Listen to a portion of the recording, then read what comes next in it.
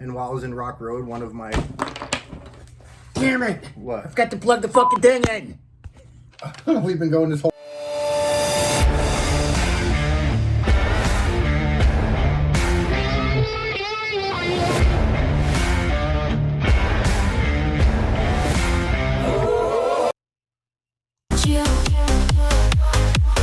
From New Jersey to St. Lucie, he sold drugs to an undercover. From painkillers and beer, he found Rockroad peanut butter.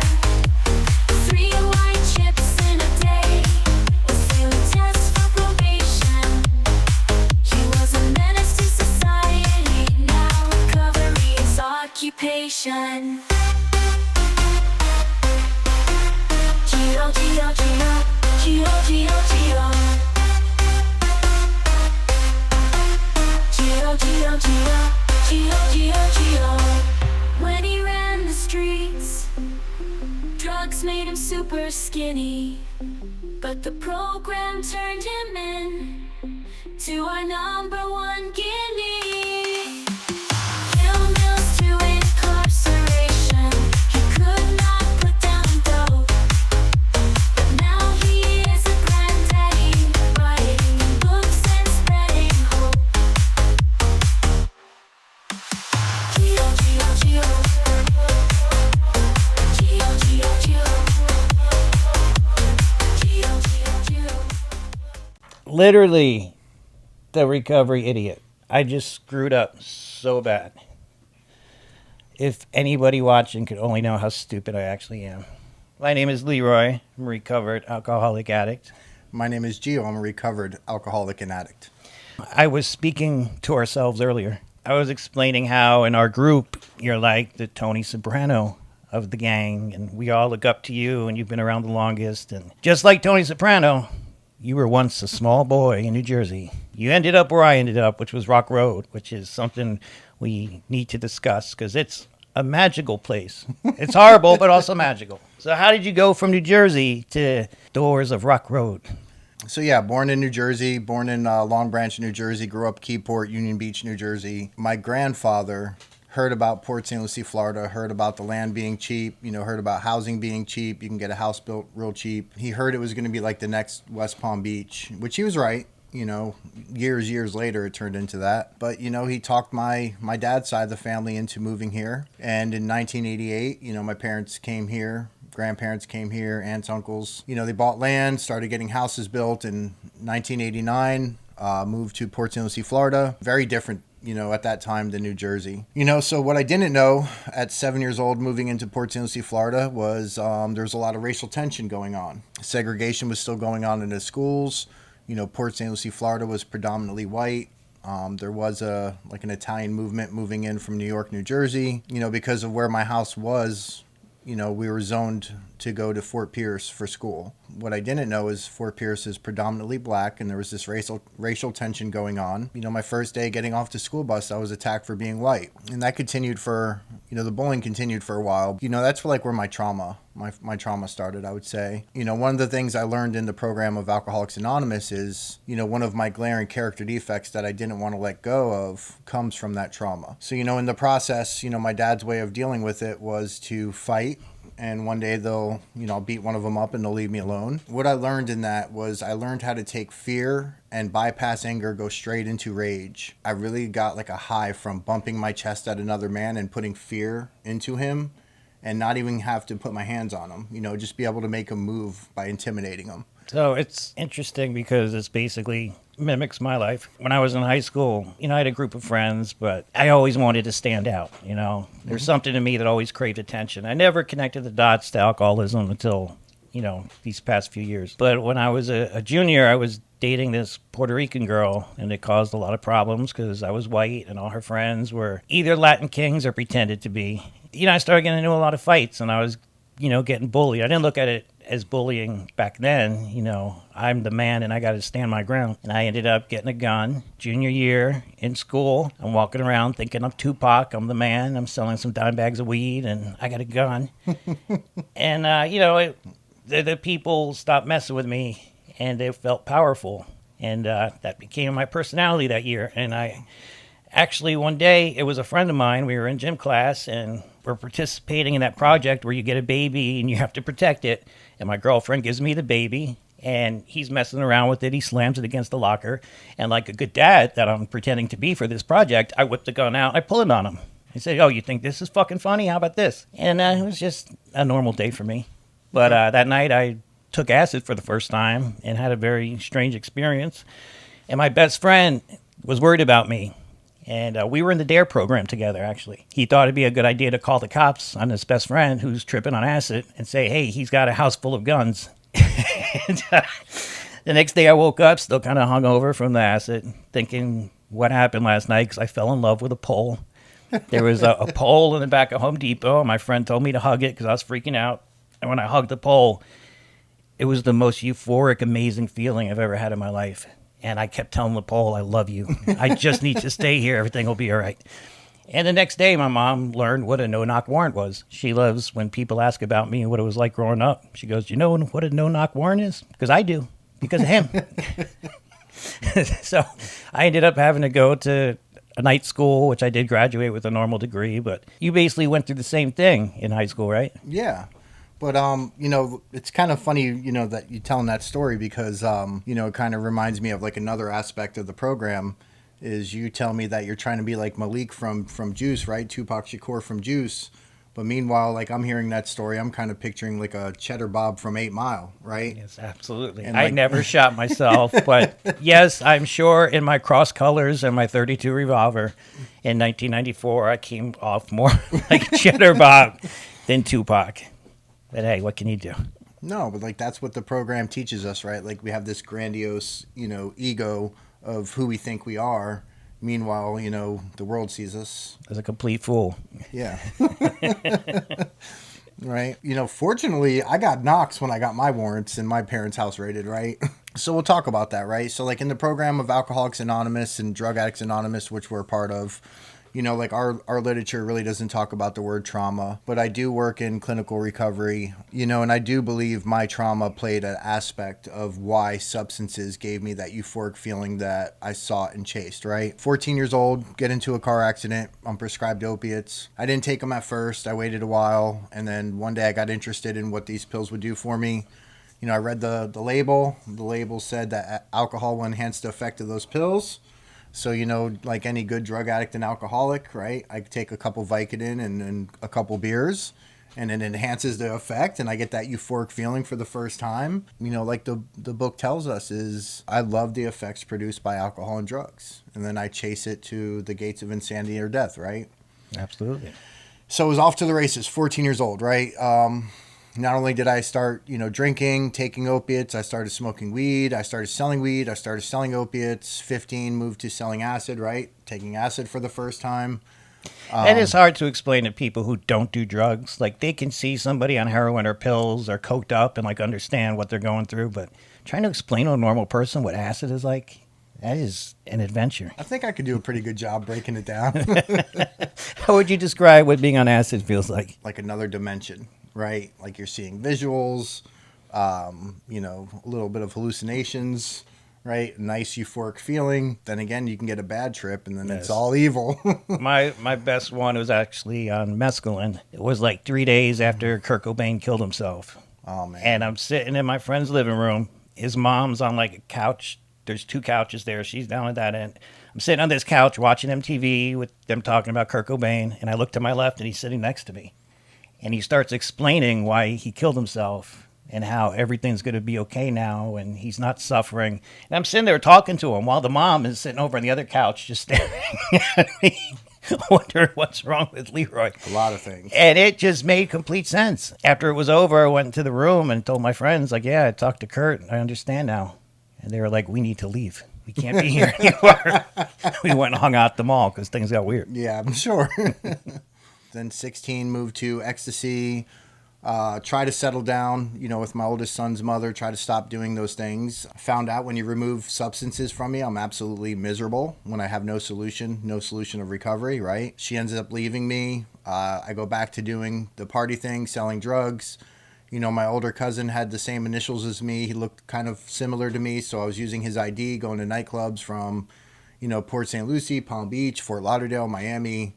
You know, I'm 18, 19 years old, going to these big-time nightclubs, right? The grandiosity of it all. And Your Scarface when you walk into the club. yeah, definitely Scarface, right? You know, somebody in our little circle that I considered a friend, you know, set me up with the local police. And he brung an undercover cop to my parents' front door. I sold him a quarter of weed. You know, I slacked him a gram, right? Just because I didn't like how they came to the house that day, but I still sold to him, right? And then another time, I sold him an 8-ball of cocaine. I was kind of suspicious of them, so what I did was try to be like smarter than them. So when they pulled up, I threw it on the back of the truck, on the bumper, and when he got out of the car, I told him to drop the money on the ground. When he dropped the money on the ground, I stepped on it, told him where the coke was. They grab it, they pull off, right? I still get a sale charge. I started getting suspicious of them, so I stopped dealing with them. You know, they were investigating me for a while. And then one day, at my parents' house, and we get that knock, right? I got a knock.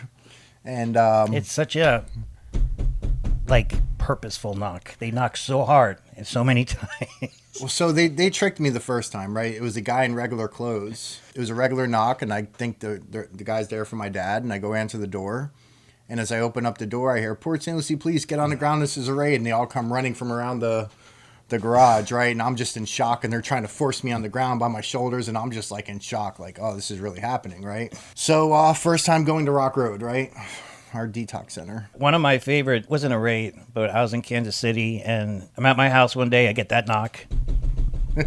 My girlfriend at the time from New Zealand, she opens the door. And she's like, Leroy, the police are here. So I come up to the door and I see a cop and he's like, who owns this red car? Because it's getting broken into. And I was like, oh, that's mine. Hold on. And I put on my shoes. And as I'm putting on my shoes, I get tackled. They had a warrant. And that's how they tricked me into opening the door. Fucking cops. All right. So my first time in Rockroad, some good things came out of it, right? I was born in a family, you know, my mom's Irish, my dad's Italian. So we grew up Catholic. And I heard about a punishing God. And due to my trauma and some things that happened when I was younger, for some reason, I just thought I was condemned, right? God, everybody else seemed happy in this world. And internally, I wasn't in a good place. For some reason, I just thought God punished me and he condemned me to suffer more than others, right? And when I get to Rockroad the first time, I go into the dorm and one of my friends, you know, he was in there for, you know, they called him a kingpin, right? And he was in there for selling a bunch of stuff. And they had like him in the top hierarchy of things and a bunch of us underneath him. You know, he was in there facing a lot of time. And when I walked in there, he was in a dorm and he had this peace about him. Mm. So I'm like, bro, like you're facing all this time. Like, how do you have this peace? And he's like, God. And I was like, yeah, I don't want to hear that, right? And he kept inviting me to the prayer circle they do every night before they roll the bars and you go in there for count time and sleep, right? And I would just like lay on my bed and watch them. And finally one day I go over there and I pray with them. And then he kept inviting me to church. And I think I like bucked on him the first time I didn't go. But the second time I was like, let me go. Like, let me just see what this is about, right? Like I wanted to go so I could tell him it didn't work and like I didn't feel anything. And meanwhile, I go to church with them and you know, the pastor's up there and they're doing praise and worship songs and they're talking about this loving God. And for some reason it pierced through me, right? And I wanted to know a little bit more about Christianity. So I got a Bible and I started reading the Bible and learning about this loving God. So it opened the door for something different, right? A different perception. But meanwhile, deep down inside, I still had ingrained in me this punishing God. So, you know, it was, I don't know, you know, it worked. It was like jailhouse religion. It worked in there. It worked for me in there. So I've been in a lot of places where I've seen other people start to get it, the prayer circles from Jacksonville, Kansas City, Rockroad, just all over the place. This time I actually got in the circle, participated. My eyes were open, but I was told that if you went to church, they played music. And you could see videos. Yeah. And I was like, I haven't seen music in like 6 months. I want to see music. And that's why I went to church the first time. And I'm surrounded by all these guys, a bunch of lifers and defects and people that are definitely going to be locked up the rest of their life. A bunch of thugs, a bunch of just a wide variety of the defects of society. And they're all like singing together and being happy, and they're playing this praise Jesus music, and the guy's up there with the guitar playing, and everyone's singing along, and I'm like, what the fuck is going on here? And there's people crying, and the pastor's praying specifically for people, and he asked if anyone needs help, and I was too afraid to go up. But I knew something was different, because I got chills during some of those Yeah. songs, and like I would tear up, and I tried so hard not to cry. Now 4 years into this, I cry in front of everybody. Everyone He see me does. cry. But then I was trying hard to fight it. But something was different when I went in that church, and I think that was one of the parts of my beginning that changed stuff. Yeah. But I guess it didn't work for you all the way. Well, like, that's the thing, right? Like, I do think jailhouse religion works while you're in there. Like, you can't doubt, like, when you were in that church and you heard the music, like, you felt the power of God. But, like, what I think happens is without, like, a program of action like we have where we clean house, it's a superficial, faith. You know what I mean? Some people, I mean, probably grow their faith in there. But, like, I think for a lot of us that come in and we have a lot of guilt, shame, resentment, fear, insecurity, right? I think a lot of us have to clean house and really allow that power to tap into us. So I think it works while you're in there, right? I do, but I think once you get back out and the world hits you in the face, if you haven't worked on cleaning the internal part, I think that the disease just comes right back, right? Well, a lot of people, your first day out is the day to party. It's the day you celebrate. And that's another thing, right? So with like no program or recovery, we don't understand the disease of addiction. We get out, we think we've been It's okay to have a beer. Yeah. Let's just have a one. Right? We've been abstinent for however long. We deserve, a little party favor here and there. I was only in Rockroad 3 weeks, and I went to prison, and they sent me to a youthful friend of prison, Brevard CI, Gladiator School, right? As soon as I got off the bus, an hour later, I'm fighting. Friday night, fight night. It was initiation. And, you're constantly walking around in fear. You're constantly walking around on eggshells. You don't know when, things are going to pop off. You're going to get into a fight. You might get into a fight over the stupidest thing, right? Like, you might be in the chow line, and the guy in front of you gets a small scoop of oatmeal, and you happen to get a big one, and it's your homeboy that's scooping the oatmeal, and the guy's like, when we get back to the dorm, we're fighting over that oatmeal. Like, that's how stupid it was, right? The whole time I was there, it was just like that just say no mentality, right? When I get out, I'm going to have 3 years of probation. I'm not going to sell drugs. I'm not going to do drugs. I turned 21 while I'm at Brevard, so I'm going to go out and drink, right? Like, I haven't really did the nightclub thing while I'm 21, so I'm going to go do what, Americans do, even though I had a fake ID and go into these clubs forever, right? So the day comes for me to get out, and I go to check into probation, and she tells me there's zero tolerance in the state of Florida, and if I violate, I'm under the age of 24, so I'm going back to Brevard. And that was enough. Like, I could pass a lie detector test. I'm like, ma'am, listen, I'm not going to violate. I'm going to do whatever I can for early termination. Like, you're going to have no problems out of me. And then an hour later, I'm at the house, and I'm on the back porch. I'm smoking a cigarette, and my friend comes over, and he doesn't even say anything. He just comes out, looks at me, hits his pocket, and I hear those pills jingling. And it was like, poof, right on autopilot, right? I stand up. I walk to the room with him. We don't even say anything to each other. And then he hands me a pill, and I snort the pill. And then after I do it, I'm like, what the hell did I just do, right? 16 months of bracing myself for this and just say no did not work. Then I start, like, the way my disease works, right? It starts manipulating myself. I start justifying. Okay, so you just messed up. This is your one get out of jail free card. Why don't you enjoy the high, but don't do it again, right? But my disease doesn't work like that. Once I take that first one, then I wake up the allergy, right? And then the phenomenon of craving comes, and I'm craving more. So the next day I'm doing them, the next day I'm doing them, the next day I'm doing them. And then I'm like, okay, how do I beat the drug test? So my addict thinking was I'll use for 27 days. I'll go cold turkey for 3 days. I'll drink a bunch of water. I'll go to probation. I'll pass. That works for the first couple times. And then the day comes for me to go to probation. And I'm like, you know what? Every other time, like, I have to get out of probation. I'm dope sick. I have to call my dealer. I have to meet him. Why don't I get the pills before I go? And this way, when I get out of probation, I'll take the pill right there in the parking lot. My disease doesn't work like that, right? I don't have that luxury. 20-minute car ride from my house to the probation office, 10 minutes into the car ride, I find myself going on autopilot. Turning into the gas station, getting out the car, walking in, asking the clerk where the bathroom is, going to the bathroom, crushing up the pill, snorting it, then saying, what the hell did I just do? Right? I have a drug test. What did I just do? I'm facing zero tolerance in the state of Florida. I'm going back to Brevard that I hated. The consequences were at the back of my mind, right? And that's another thing the big book broke down to me is like why I used that day, right? And why the consequences weren't in the forefront of my mind because I have the obsession of the mind, right? It overrides all logic. So anyways, I go to probation and I'm hoping that the opiates haven't got into my system yet. Did they give you like a 12-panel test every time? I don't remember back then, but it was, yeah. When I was going to the probation in Palm Beach, I noticed I was only getting tested for coke and weed. That's it. Every time. So I started taking Adderall and Xanax. Yeah. And I would go there, and when I'm sitting in the parking lot, I'm shaking so bad and saying, "What is wrong with you? What are you doing? This is so stupid." And then I'd go take the test, and I pass. You're a genius. You found a way to beat the system. You're so smart. And I actually ended up completing that whole probation. I moved during the last week and almost violated because I was a dumbass. Mm-hmm. But still, I completed it. That was a big accomplishment. When I got off, then the handcuffs were off. I could do whatever I wanted. Yeah. But you eventually failed the drug test. Went in, I had a female probation officer, so she sent the mail back there with me. I take the drug test, and then he puts the dipstick in, and he looks at me, and he's like, "You failed for opiates." And he's like, "Have you taken anything? Have you been to the hospital, the dentist?" And I'm like, "No, sir. Like, I don't know what an opiate is." Right? And he starts breaking down what opiates are to me.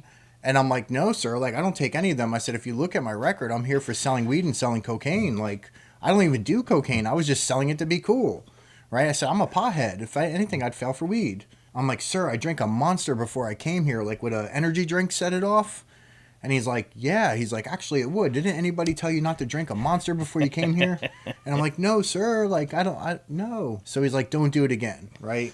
And he throws it away. And, so I leave there and I'm like, okay, like brainstorm, like how could you beat the system here? So my addict thinking, right, my disease tells me, okay, you could use for 29 days, get up at 3 a.m, drink an extra gallon of water, right? So drink 3 gallons of water from 3 o'clock in the morning to 8 o'clock in the morning. You'll clear your system out, and you can keep using. So that day came. I got up at 3 a.m. I chugged as much water as I can. I don't think I made the whole 3 gallons. No, you start to puke when you drink that much water. Yeah. I've done it Honestly, before. it's not you start good. getting water poisoning. Yeah, it's not good. I go and I fail. And then they lock me up, and I think I'm going back to Brevard, and I'm in there and I'm hitting those Hail Marys. "God, please get me out of trouble. Like, I won't do this again." And I go in front of the judge and they give me 60 days, and reinstate my probation. Get out December 23rd. Miles like, "You know what? I'm not hanging out with those people. I'm not doing drugs. I'm going to drink, because I'm 21, but I'm not going to do the hard stuff." And I'm Christmas shopping at the mall. That same friend that came and tapped his pants and the pills were jingling on my back porch, he calls me up and he's like, "Hey, there's a Christmas party at this nightclub. You should come." And I'm like, "No, like, I'm good. I just got out of jail. I'm not going to be hanging out with you guys." Right? But once again, my disease doesn't work like that. And my obsession starts going. And I'm like, "Oh, man, they're going to have so much fun at this nightclub. Like, I'm just going to go and drink." And as soon as I get there, I walk to him and his girlfriend. They're on the dance floor and he hands me pills. Right? So I'm like, all right, I'm going to go to the bathroom. I go into the bathroom and I turn around. There's this guy in this leather jacket. And I'm like, "Oh, yeah, he's undercover." And so, like, I book it through the nightclub, right? And as I'm getting out in the back patio, he must have radioed and had them waiting for me. And as I'm running, like, away from him, I bounce into 2 cops, undercover cops. And I had these pills in my hand and I chuck them, right? So they clear out this whole patio and they have the flashlights. They find the pills. And I'm like, "No, you guys planted them on me, right?" How do you have such bad luck dealing with undercover? It gets worse.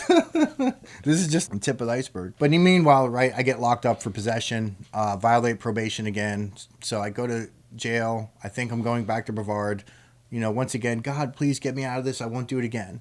And I get 47 days in the county jail, and the same judge, right, reinstates my probation, and I get out. And I did good for a while. Well, I'm not going to say did good, but I managed. Can't get caught, yeah. Well, yeah, right? So I was able to stop hanging out with those friends. I had that saying, people, places, and things, right? I stopped hanging out with those friends. I went to work. On the way home from work, I would buy some beer. I would go home. I would lock myself in my bedroom and drink. And I did that for 10 months. Once that obsession kicked in, right, that itch, I did something again, right back off to the races. During this time, I ended up getting another girl pregnant. I didn't know at the time she was pregnant, but meanwhile, I violate probation. I go in front of the judge. I start playing the addict role.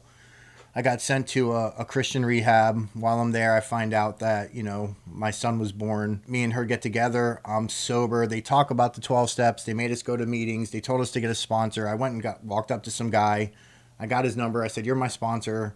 The guy's like, you're never going to call me. I never called him. And I did good 5 months on my own willpower, and things were going great. So I'm like, you know what will make this better is a pill. And I was like, I'm just going to do one pill. It's Friday. Like, life's going great. Like, I deserve to treat myself. I figured this out. I can control it now. I start doing these pills. I end up graduating the rehab. They didn't catch me.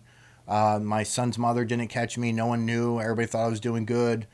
And even probation, right? I'm on probation. They think I'm doing good. They think, the treatment center, the rehab, helped me. I start spending a lot of money. Like, I'm hiding it and I'm spending a lot of money. So I'm complaining to somebody. I'm telling them, I'm like, man, my baby mom's going to find out how much money is missing from the bank account. Like, I can't keep doing this. And this is like when the pill mills were here, right? They were cheap, but I was doing a lot of them. And so anyways, this girl looked at me and she's like, listen, she's like, instead of snorting 50 pills a day, you could use a needle, right? And you could do IV and you could do one pill a day and it'll be equivalent to 50. That was like the only justification I needed to keep, running.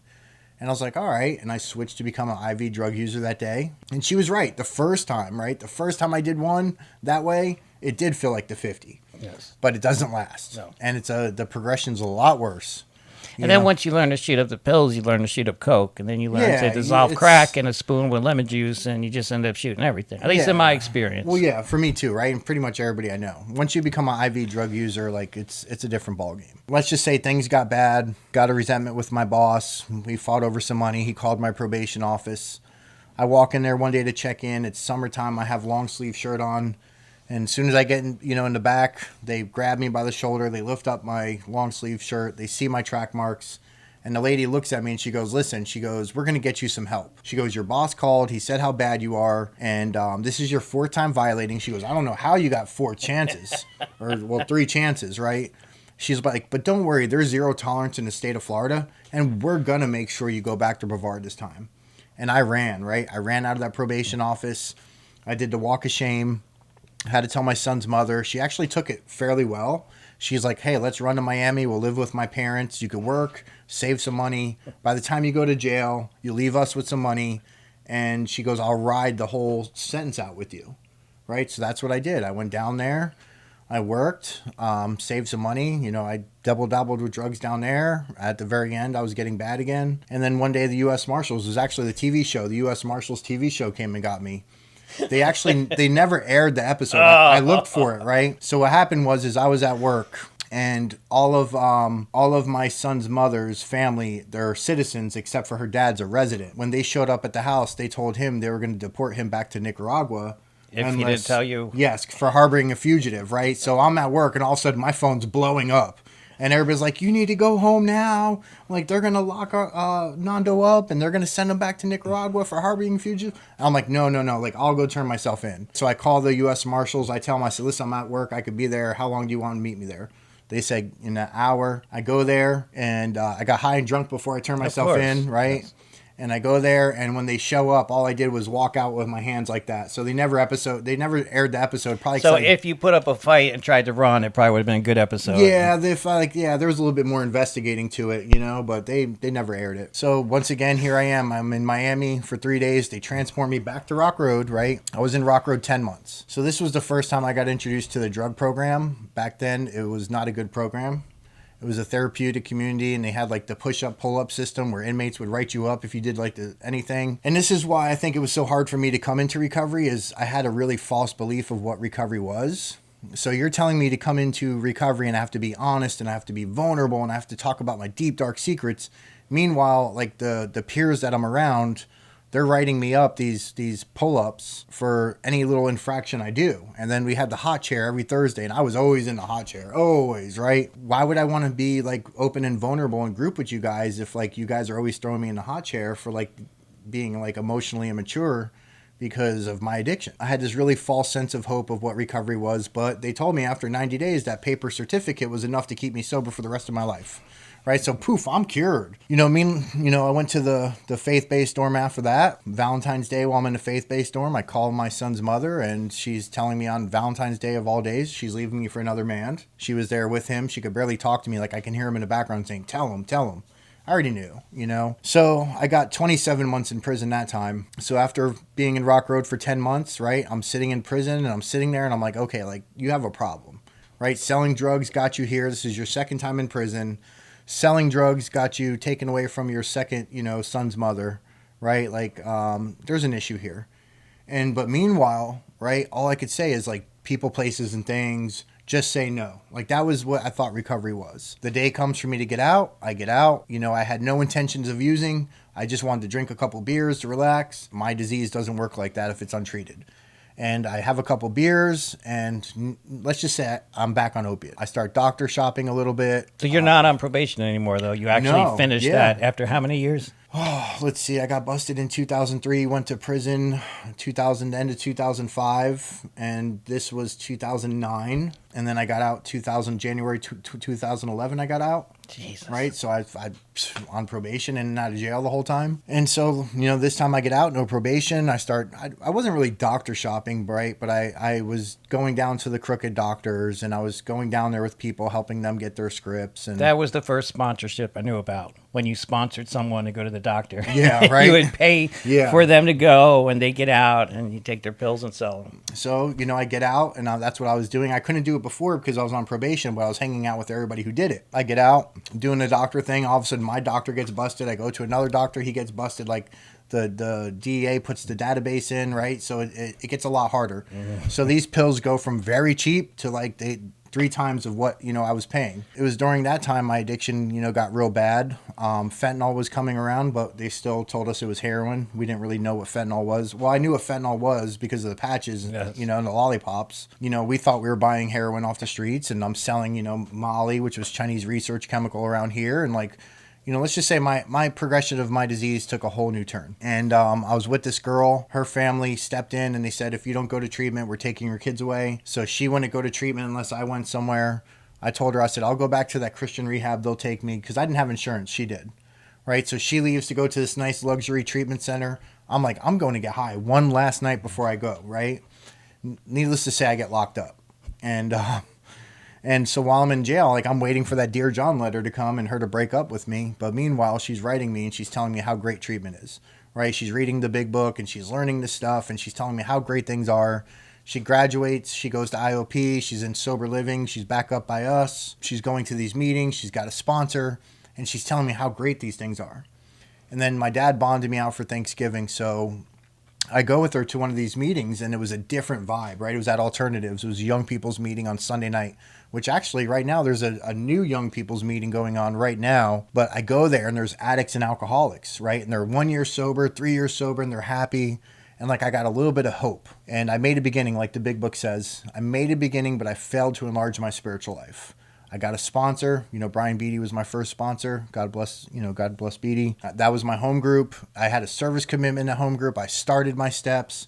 But meanwhile, my disease kicked in, right? And all that guilt, shame, resentment, fear, insecurity, all that stuff, I started separating myself from everybody in the room. I started thinking I was worse than they were. They weren't as good, like they weren't as much of an addict and alcoholic as I was. If their progression was as bad as mine, there was no way that you can get sober. They start talking about God, and I'm like, God might work for you guys. These 12 steps might work for you, but I'm too far gone.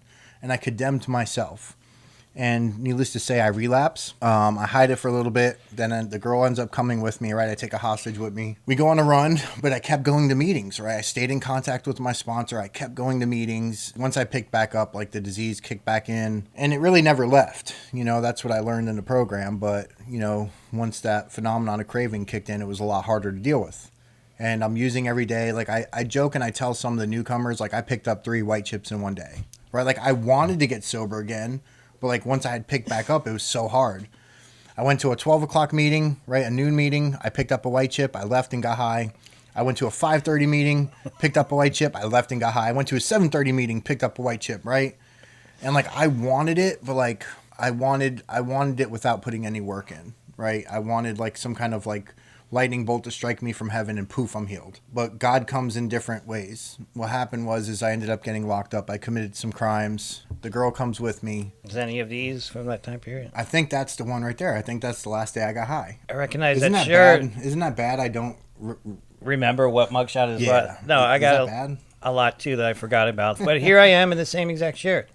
And as you can see, I'm full of life, hope, and Yeah. just absolutely loving life. I'm doing what I want to do, and this is the face I have when I'm doing it. This is freedom right here. I would definitely trust that guy in my house doing my AC. So that's your last day getting high. I'm pretty sure that is. I thought I looked a lot worse, but maybe that is. That looks Hey, like it actually doesn't look that bad. Yeah, I know, right? I tried to smile. I remember I kept trying to smile because I knew it was going to be all over social media. And they're like, stop smiling. I'm like, no, I'm smiling.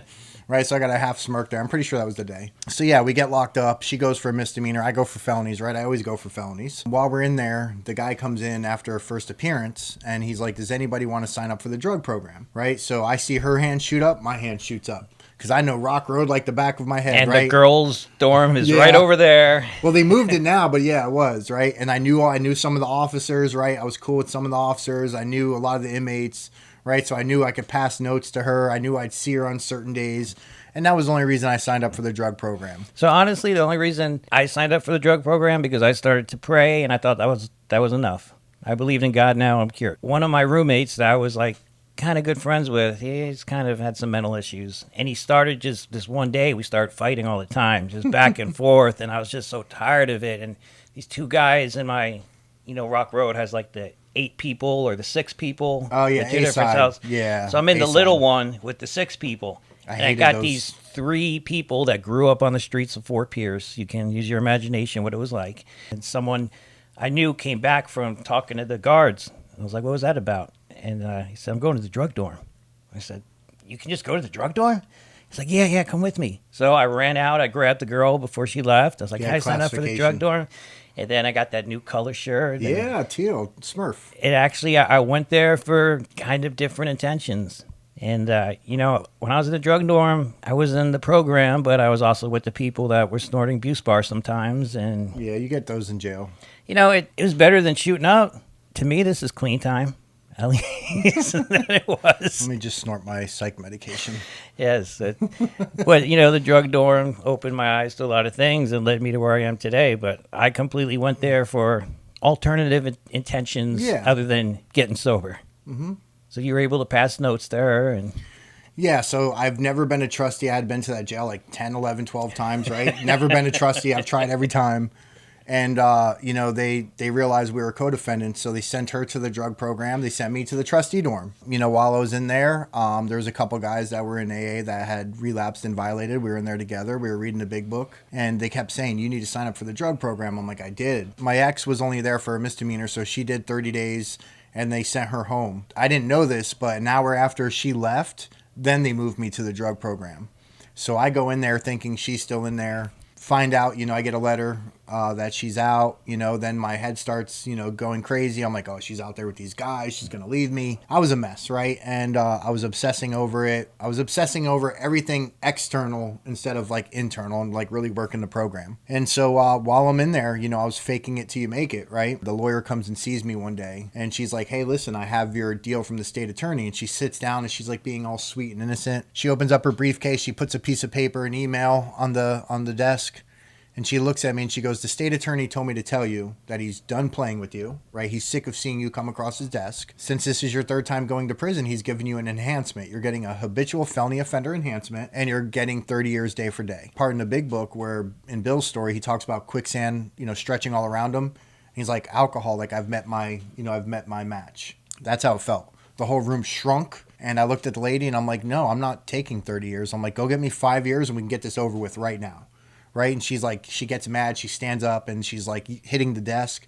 She's like, you don't get it. Like by law, you're getting 30 years day for day. There is no more talking. And she like runs, gets out of there. What was that room called? 213? 113. 113. Where you go see your lawyer at Rockroad.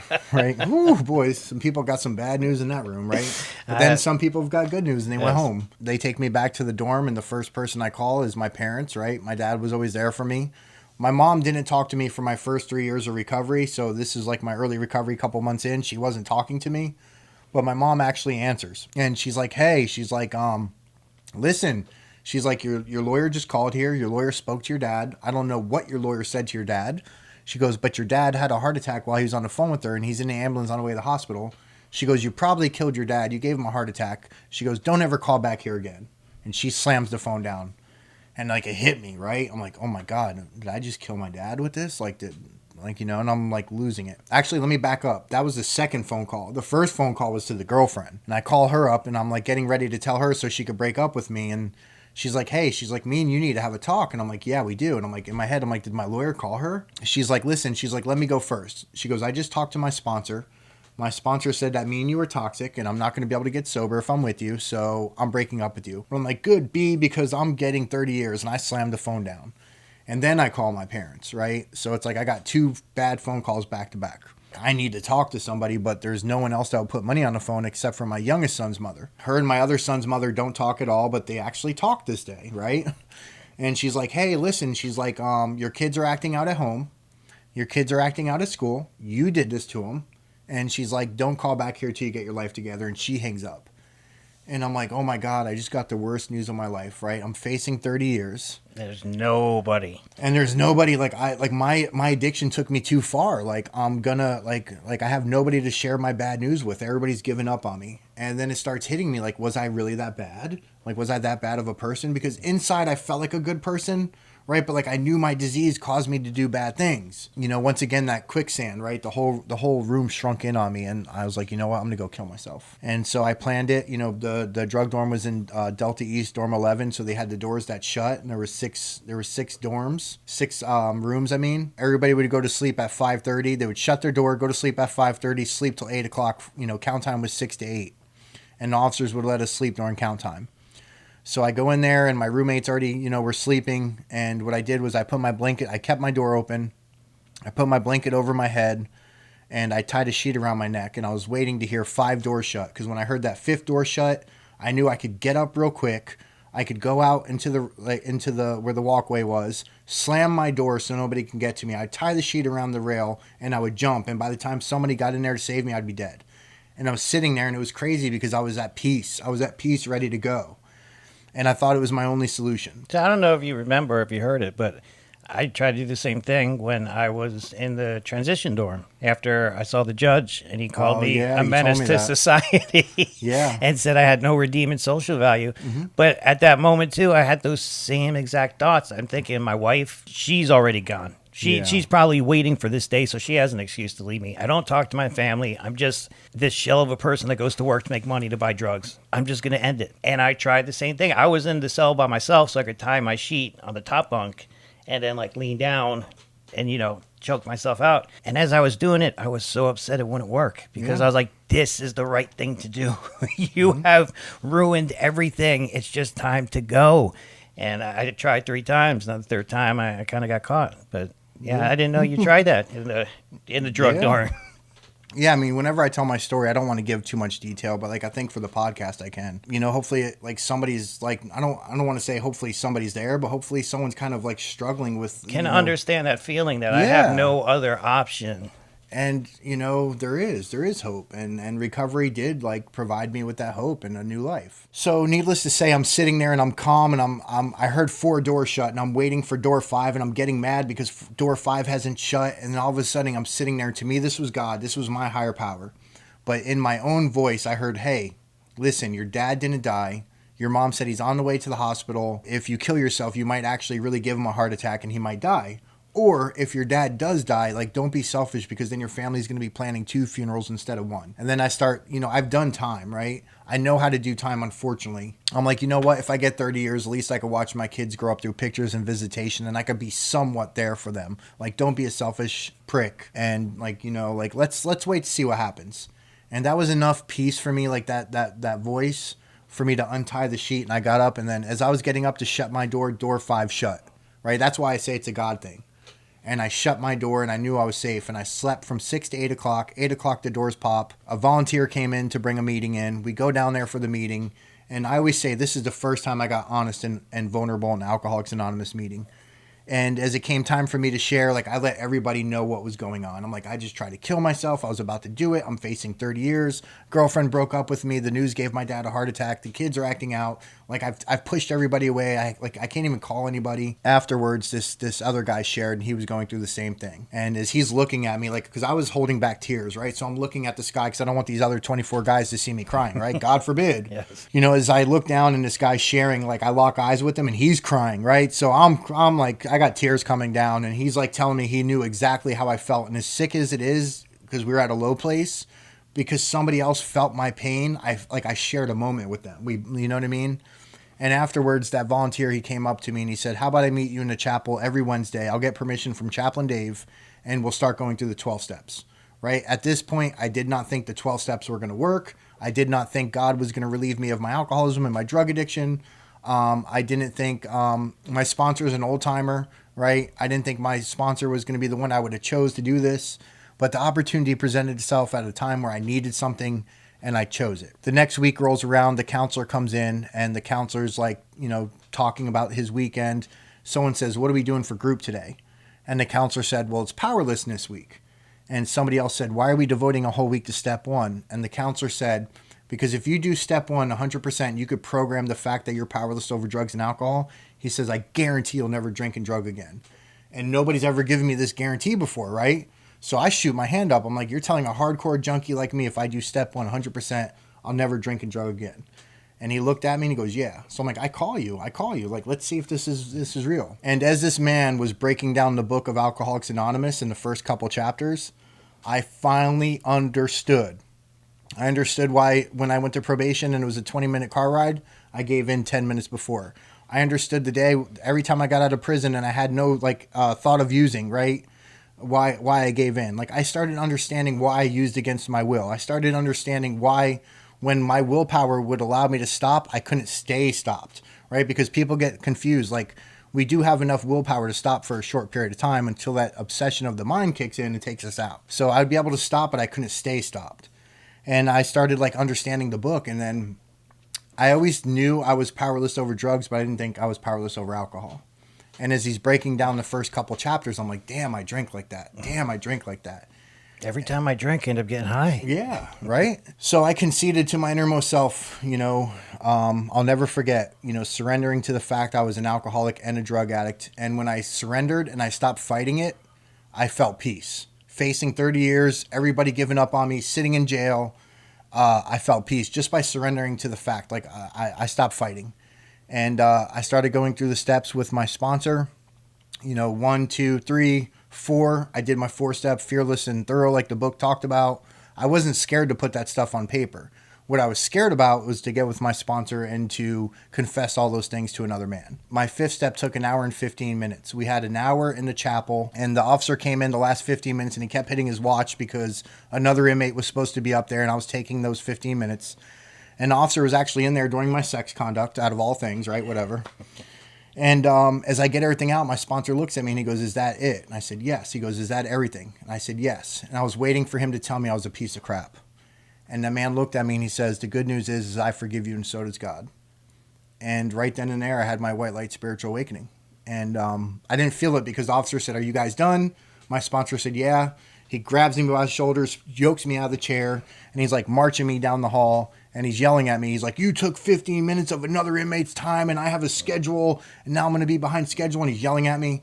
And all I could do is, as I'm walking down the hall, the walls were glowing, this fluorescent white light. And I'm like, did you guys just paint the walls? And he's like, no, why? I'm like, the walls are glowing. And the officer cocked his head. And I always say, whenever I tell my story, to me, he was looking at me like, what kind of psych meds are you on? What were you snorting in that room with that guy? And I go into the dorm, and when I go into the dorm, my buddy, he looks at me and he goes, what's up with you? And I'm like, what do you mean? He goes, you look different. He's seen the change. He's seen the psychic change in me. And I told him what happened. He's like, oh, yeah, you had your spiritual awakening. And the volunteers that came in that day to bring the meeting in, right, they confirmed it. I went to them. I told them, they're like, yeah, you had a white light spiritual awakening, just like Bill Wilson. That's the moment right there I became a believer in the program, right? I had to have results in order to believe in it. And I've been on fire ever since, right? So I say Rockroad's a magical place because it can be. I went, sort of the same circumstances. It was only my first time. One time at Rockroad was enough for me, never go back. I was at the point where I didn't want to live anymore. My entire life had become selling, buying, getting high, doing this, doing that, paying this guy off so I can get this to sell to this guy. And it was just nonstop insanity. Plus, I'm playing a fake husband. I'm paying a mortgage. I got all this stuff going on. Oh, my God, I can't handle it. And I met a guy who walked around with confidence and peace, taught me how to pray. I prayed for the first time, and I actually asked God for help. I didn't know what I was praying about, but I said, God, I can't do this anymore. I need help. Started crying hysterically, cried myself to sleep. Everyone was so pissed off because I cried all night long until I passed out. Not And much when has changed. I woke up the next day and everything looked different. I usually say from that moment, looking back, my life was black and white. The day after I prayed, my life became in color. Yeah. And everything felt different. And I'm homeless. I'm broke. I'm looking at 20 years. I have no family, no friends. I have nothing. And I'd never been at such peace. Everything was okay because God's going to do what he's got to do. If I got to go to prison, I'm going to get tattoos. I'm going to work out. I'm going to be huge. I'm finally going to be that person I always wanted to be. I accepted what was going to happen because everything was going to be okay. Luckily for me, it didn't turn out that way. And unfortunately, I don't have tattoos and I'm not in shape. But Yeah. Well, I was in shape once in there, and then I got out, and yeah. you find food again. Yeah. So I had my spiritual awakening. It made me a believer. I've been on fire ever since. You know, we go through the rest of the steps. I start making amends, right? He allowed me to write letters, right, while I was in there, and then the rest of them we worked out till when I got out. We get to step 12, and when we read the chapter Working with Others, I shut the book and I look at my sponsor, and I'm like, what now? And he's like laughing at me. He's like, what do you mean, what now? Now it's time to go help another alcoholic take them through the steps. I'm like, dude, like I'm an inmate. I'm facing 30 years. Who's going to want me to help? And my sponsor looked at me, and I'll never forget this. He said, don't worry, me and Chaplain Dave, we're going to get together every Wednesday. We're going to pray for God to put people in your life you can help. I'm sober 9.5 years. They've prayed that prayer every week for me, and God has answered that prayer. Shortly after that, the lawyer comes and sees me, and she's like, listen, I got him down to 10 years. And I'm like, I'm not taking 10. Get me 5, and I'll sign 5 right now. We'll get this over with. And she's like, no, it's either 10 or 30. Like, you choose right now. And I'm like, no, get me 5. She leaves pissed off. I go back to the dorm. They call my name. Their emergency shipped me off to court. I go right to 113, right to the van, right to the courthouse, right up to the judge, like a bam, bam, bam, right? And I'm in front of the judge, and I'm like talking to my lawyer. I'm like, hey, did you get me the 5? She won't even talk to me. She won't look at me. Like, she's like red. And the state attorney's mad. And I'm like, oh, I messed up. And so I start praying, right? I start praying. And the state attorney walks over to the judge, hands him a paper. The judge starts going over my habitual felony offender sentence. He's like, okay, 30 years. The state's recommending 30 years. And he asked me if I want to say anything. And I spoke from the heart, right? Your Honor, I did it. I'm taking accountability. Yes, I did these things. I did them under my addiction, an active addiction. I said, I'm not I'm taking credit for it, but like, I want you to understand now that I've been in jail and I've went through this program and I've worked the 12 steps, like I'm a different person and I'm taking accountability for myself in my active addiction. But I'm asking now that I finally got recovery, you give me some grace and give me some leeway. Something along the lines of that. The judge takes a recess. He goes in the back. He comes out and he goes, Mr. Giovinazzo, I don't know why I'm doing this, but I'm sentencing you to 6 years in prison, followed by 4 years of probation, which is a total of 10 years habitual felony offender. God looked out for me. And so I get shipped to prison. And when I get off the prison bus and I'm in the dorm, I realize it's different than the last 2 times, right? The other 2 times I would have loved for the drugs. This time, drugs are everywhere. Like, now that I'm sober, drugs are everywhere. Street alcohol's there.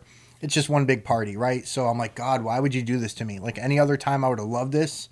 But now that I'm sober, it's right in my face, right? So the 10-step promise. I had no desire to drink and drug, but I was sitting there and I'm like, okay, like either 1, I get proactive in my recovery and I start helping people like the program teaches me, or 2, I do absolutely nothing for my program and eventually my disease will come back and I'll relapse. So I did. I started chairing meetings. I started sponsoring men. I started writing articles for the Alcoholics Anonymous Grapevine magazine.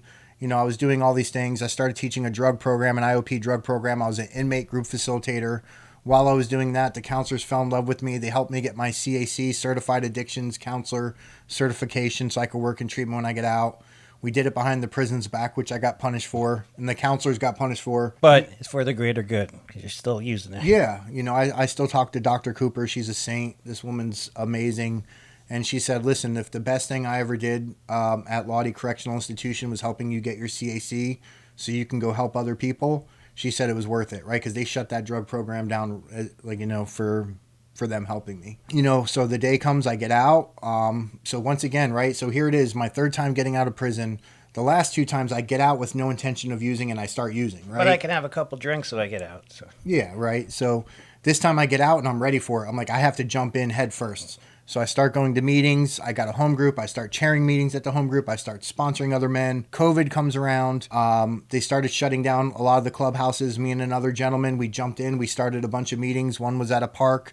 The sheriffs gave us permission to be there 7 days a week. Another clubhouse that me and you love, right? That clubhouse stayed open. That's where our home group started. I started it during COVID. Drug Addicts Anonymous meeting at Alternatives Motorcycle Club Saturday nights in Port St. Lucie, if anybody's listening. So things were going good. I started working in treatment as an IOP group facilitator, transferred to full-time group facilitator. You know, my dad comes home one day and he looks at me and he says, listen, I have stage 4 lung cancer. And he tells me he has one chance at chemo, and if it doesn't work, that's it. And looking back, my dad knew that was his way of saying goodbye. And sure enough, the day came. You know, I got the phone call that my dad was in the ambulance, you know, going to the hospital. I rushed home. I already knew. Like, I was praying on the way home, and, like, I got this peace. And it was like, my dad's not suffering anymore. He's gone. I knew he was gone. You know, I got to, as bad as that was, I finally got to be a man for my family. Like, I got to be the son to my mother. I got to be the brother to my sister. I got to be there for my aunt. She just lost her brother. I was there for my kids, my sister's kids. Like, I became the man of the family in that moment. And recovery is what made that possible, because normally I would just use it as an excuse to go get high. So needless to say, you know, during that time, I transferred to IOP group facilitator at work, and then I get into a relationship with a girl, pushing her away. So she's like, you need to go see a therapist for grief and loss therapy. I start seeing a therapist for grief and loss therapy. It turns into childhood trauma therapy. And at the same time, I was doing a thorough fear inventory because I knew something was off. Like, I didn't want to drink or drug, but I was absolutely miserable on the inside. I loved this girl at the time, and I was pushing her away. I'm doing this thorough fear inventory. I'm doing this childhood trauma therapy at the same time, and I'm seeing this correlation, and I'm tracking all of my fears down to childhood and how I've been running on these fears since childhood. And then I start teaching it in groups. I transfer to another treatment center. I'm working as a therapist. I'm using it with my clients. I'm using it in groups, this formula. And, like, these people are, like, amazed by it. And it was only because I had been through the work. The clients, they're like, yo, you need to write a book. So I write a book, Fear, Face Everything and Rise. It's on Amazon. I write the book. The book's, you know, helps some people. You know, I'm not going to act like I'm this, you know, big time author. But, you know, God put it on my heart to do it. You know, I end up getting engaged with this girl. Things are going good for a while, and then her dad passes. And when her dad passes, like, she started pushing me away. You know, all of her childhood trauma came up. You know, at 7 years sober, I was engaged to a girl who I loved and planned on marrying, and she called things off. She pushed me away. And once again, another hardship, right? You made it through that sober. You know, during that process, I did some healing. I took some time away from dating and really focused on, you know, some internal things that had cropped up, some insecurities and some fears that cropped up with that relationship ending, and working on my healing. Experiencing technical difficulties. Please stand by. You know, when I was a kid, that used to come on the TV, like in New Jersey. And for some reason, could never understand why, but it scared me so much. I guess it was like the silence that would happen when that thing would pop on the screen. Or if it did the doo, that thing. Oh, it freaked me out so bad. And I thought a nuclear bomb was coming. I don't know. It's funny to talk about the childhood drama. Yeah. Because I don't think I really connected all my dots. Right? So think about it. Fear was put into you as a child, right? So, like, little small things after that will trigger you. That I can think back to now and remember that fear. Mm-hmm. That, oh my God. Mm-hmm. Channel 11 had a special one that scared the fuck out of me. See how you can recall that memory? Yes. Right? WPIX, Channel 11. This is Channel 11, WPIX, New York. And haven't been in New Jersey in 20 years, but I remember that. Maybe you need to read my book.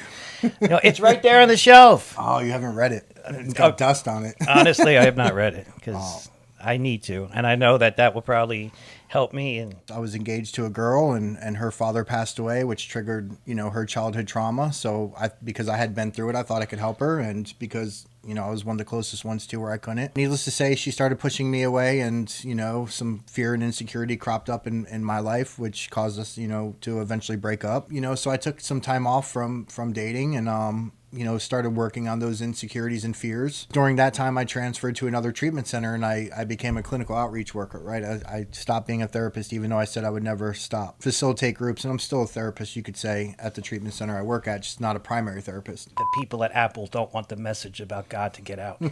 They're trying to disrupt us. Where were we before we got cut off? You know, I switched to clinical outreach coordinator. I started advocating in the community for alcoholism, drug addiction, recovery, for mental health, for trauma, childhood trauma. You know, some amazing things have happened, and God's opened up some amazing doors. You know, that same court system that said I was a menace to the community and trying to give me 30 years called me back in to speak to the courts. I was one of 4, people that were chosen. One was the Port St. Lucie Police Department, one was the St. Lucie County Fire Department, one was the mental health court, and then they called me, of all people, in to speak on addiction and treatment and, mental health and treatment. Got to speak, and the first judge that ever sent me to prison was in the courtroom. He got to hear me, right? And I got to make an amends to him. You know, I do all kinds of amazing things, and I recently just found out that I just got permission to go back into the same jail, right? Go back into Rockroad, and I get to go in there with my sponsor and go in there and talk to other inmates and, my book's in there. The St. Lucie County Jail, right? Rockroad actually bought my book. They bought a bunch of copies of my book, and they're circulating, and people get out and they're like, yo, I read your book. And I invite him to the meeting. One guy called me today, and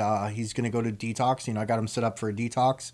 When he gets out, he's going to come join us at the Saturday meeting. There's so much advice I can give to someone who's new and struggling, or maybe that you came in and you've left, you relapsed, and you're out there struggling. There's so much. So to try to put one piece of advice would be come in and realize that, we've all started, where you're at, and, come in and be honest and vulnerable and let people know where you're at and start building connections, right? I know it feels uncomfortable. I know it's scary, right? But get connected with us, and we're going to grab a hold of you, and we're going to help you through the process. A lot of us wouldn't be here, if you have the disease of drug addiction, or you have the disease of alcoholism. One of the only hopes that we have is the 12 steps of Alcoholics Anonymous, Drug Addicts Anonymous, Narcotics Anonymous, whatever 12-step fellowship it is. I know some people that do Celebrate Recovery. There's this healing that takes place, right? This house cleaning we talk about that takes place in the 12 steps. Wayne said it last night when he picked up his medallion, right? Trust God, clean house, and help others. Well, it's kind of hard for me to come in and trusting this thing I can't see until I clean house, right? But we can teach you the formula the way we learned it, the way it's written in the book, from active addiction, from white knuckling it to freedom, to be happy, joyous, and free like we are. And if you're going to go to Rockroad, enjoy the peanut butter, because peanut butter day is amazing. I can say once a month. My entire life I've never had anything as good as Rockroad peanut butter, and I can't find anything on the outside that comes close to it. So do you remember burritos, the burrito day? Yeah.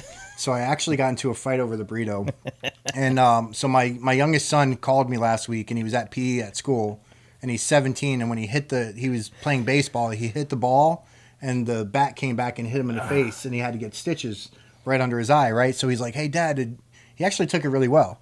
But he's like, hey, Dad, did you ever have to get stitches in your face?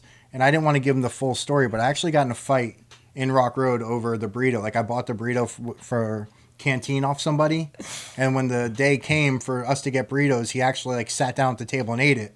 So as soon as he got done eating, I ran up and I fought him. And I actually hit my eye on the bookshelf, and I cut my eyebrow wide open. The inmates were like, yo, the guards are looking. So I walk out and pretend like I was working out in the room. And I walk into my buddy's room. Blood was just covering my eye. And I'm like, yo, am I all right? He's like, dude, your eye is wide open, right? Your eyebrow. And we actually had put scotch tape, right? And held it together. So I have a little scar. And so I kind of told my son some of the story, right?